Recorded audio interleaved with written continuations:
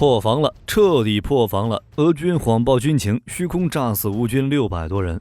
乌军炸死马克耶夫卡的几百名俄军之后，俄罗斯就一直想着报复，所以停火时间一过，俄军就对克拉马托尔斯克市的乌军发动了攻击。按照俄国防部的说法，俄军对乌军的临时部署点发动了大规模导弹袭击，消灭600多名乌军。虽然俄军说的有鼻子有眼，但乌军的消息却与此相反，表示一个受伤的都没有。那俄罗斯报道的歼敌600多人是哪儿来的？俄军吃了大亏之后，肯定会有报复性的作战行动，而且最后宣布的战果还相当辉煌。最近俄军吃的大亏就是马克耶夫卡数百名士兵死亡，算是俄军自开战以来最惨烈的人员损失。所以在单方面停火之后，俄军导弹袭击了位于克拉马托尔斯克市的2个乌军临时部署点。按照俄罗斯国防部的情报，当时有700多人被安置在一所学校的28号宿舍，还有600多人在47号宿舍。导弹袭击过后，俄军宣称消灭了600多名乌军，并且明确表示这是报复马克耶夫卡事件的针对性行动。不过对于俄军的说法，乌军却表示这是无稽之谈。当时确实有7枚导弹袭击，但是这次仅破坏了民用基础设施，造成一个教育机构、一所工业设施以及一个车库受到破坏，没有人员伤亡。乌克兰的武装部队并没有受到影响。至于打击现场，有2座校舍和8座公寓楼受损。也就是说，俄军的战报显示消灭敌方600多人，但是乌军说一个受伤的都没有，表述完全相反。那肯定有一方在撒谎。不过就目前已有的证据来看，基本上已经可以确定是俄军谎报军情。简单来说，俄军确实报复性打击了相关目标，但实际的杀伤情况也有待确认。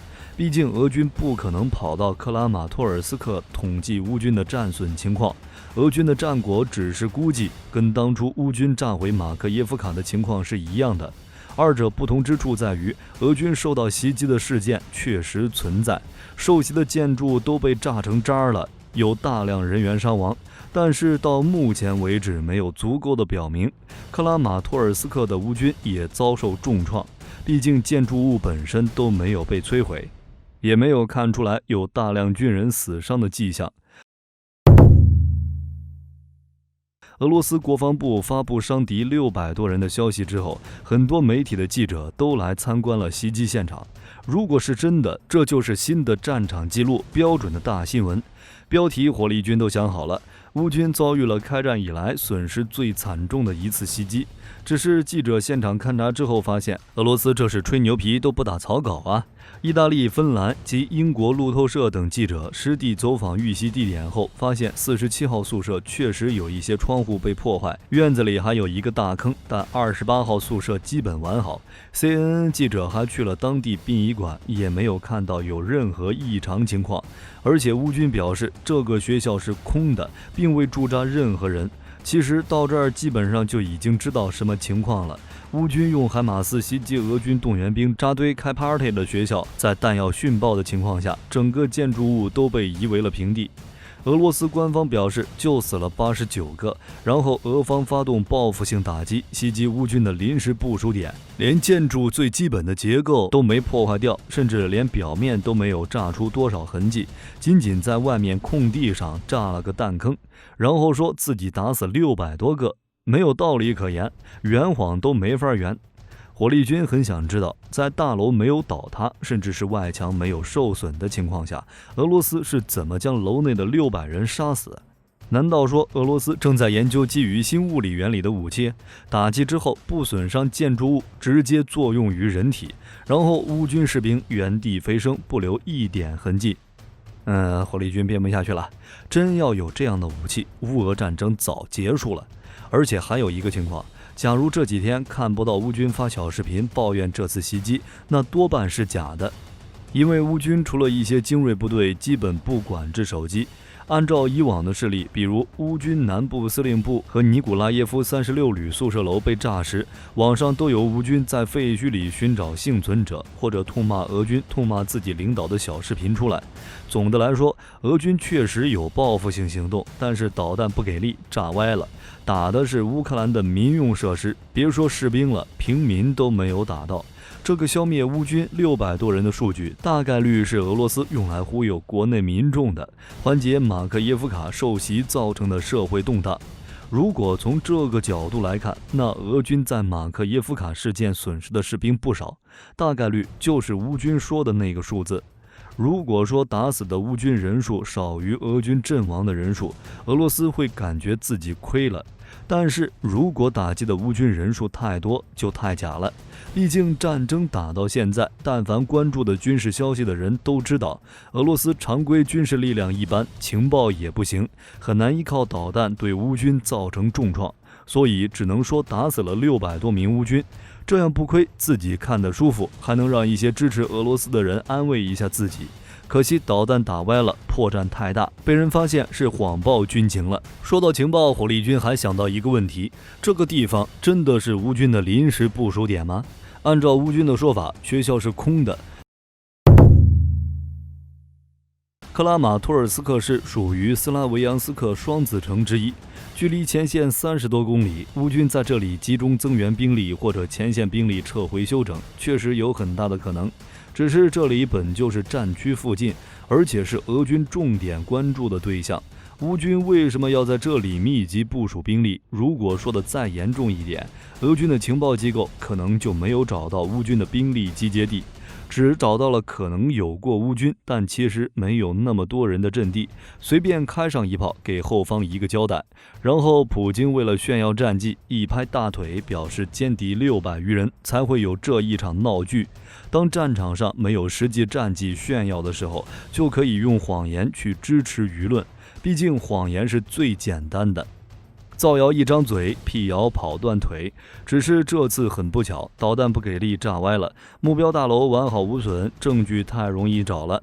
当然火力军不是瞎说的，我们可以换一个思路考虑一下。按照俄军的情报，乌军的临时部署点里起步1400人，这个数量的军队肯定不是一下子就能到这儿休整。俄军为什么之前不打？而且俄军导弹的毁伤效果也不行，乌军在这里没有军火库，就算是真的打中了，也很难像马克耶夫卡那样死亡一大半。所以关于俄军消灭600余人的战报到处都是破绽，只是俄罗斯选择了视而不见，毅然决然地谎报军情，表示自己还能打。而这也是俄军目前的一个问题，战报太虚了。战争中吹牛是很常见的事，给己方民众一点信心，但是俄罗斯吹得太过分了。俄罗斯官方把牛吹到了天上还嫌不够，非要把牛吹到近地轨道上，然后击落星链的卫星才过瘾。可以说，俄罗斯的报道现在是一点都不能信。俄战报中摧毁的海马斯比北约交付给乌克兰的数量都多，击落的苏25攻击机是乌军的4倍。明明基地爆炸是因为自己人操作不当造成的，他们说是导弹袭击；明明莫斯科号是被击沉的，他们说不慎起火。火力军感觉俄罗斯的军情新闻跟之前伊拉克战争时萨达姆当局的新闻宣传有一拼了。比如萨哈夫，伊拉克战略忽悠局局长，只要不是在现场，你真的很难去质疑他。当美军开到离新闻发布会现场几公里之外时，他还能镇定自若地说出那句经典名言：巴格达没有美国军队，永远也不会有。美军将巴格达团团包围之后，萨哈夫还能自信地对媒体说，美军攻到巴格达外围不足为虑，这只是我们诱敌深入的计划，只要他们敢进入巴格达，我们定会让他们有去无回。直到美军拿下新闻发布会的地点，萨哈夫才消停了下来。现在俄军的操作简直是一模一样，战略战地被夺都能说成战略撤退，明明无一人伤亡，偏偏吹成歼敌600余人。还有什么是俄军不敢说的？而造成这种情况的原因，大概率还是俄军前线不行的缘故。目前双方僵持不下，但是俄军情报无法有效侦察乌军动向，想要一个能拿来炫耀的战绩，好像也只能谎报军情了。在北约持续援助乌克兰的当下，俄罗斯无法取得较大的优势，因为俄罗斯一直袭击乌本土的基础设施。乌克兰也开始用远程打击武器袭击俄罗斯本土的机场，比如之前的图141无人机，俄军偏偏在这个时候还出现了大规模伤亡。而这就会出现一个问题，因为士兵阵亡以及本土遇袭造成的社会动荡。实际上，现在的俄罗斯已经有了动荡的趋势，征兵办暴动、国内军事基地遇袭都会严重影响社会安稳。为了稳定民心，俄军也只能夸大战果。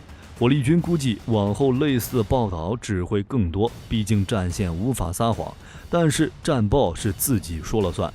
比如这次袭击，那是问题太大了，被乌军直接挑明，如果下一次俄军袭击一个乌军兵力聚集点，乌军实际伤亡数十人，俄军就能吹成数百人，就跟马克耶夫卡事件一样，乌方战报400余人，俄方战报89人，很合理。遇袭的时候，除了自己，谁也无法确定数字的真假。好了，这期视频到这儿就结束了。各位觉得俄罗斯谎报军情还有什么目的？欢迎在视频下方留言评论。如果视频内容有不对的地方，各位也可以在下方指正。我是火力军，下期见。